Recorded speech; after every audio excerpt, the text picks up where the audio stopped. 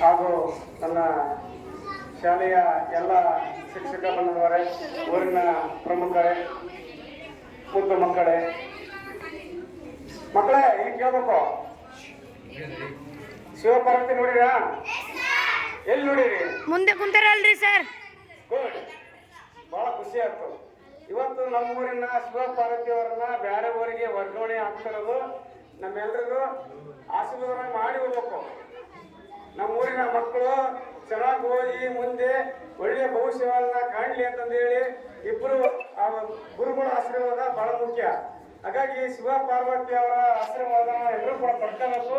ಹಾಗೇನೆ ಬಹಳಷ್ಟು ದೊಡ್ಡವರು ಮಾತಾಡ್ತಾರೆ, ಒಂದು ಊರಿಗೆ ತೆರೆಯಕ್ಕಿಂತ ಮುಂಚೆ 10 ಊರಿಗೆ ಹರಿಯುವಂತ ನದಿ ಆಗ್ಬೇಕು ಅಂತ ಹೇಳಿ.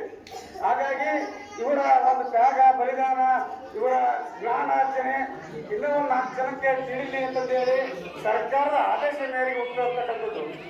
ನಾವ್ಯಾರು ಕೂಡ ಅವರ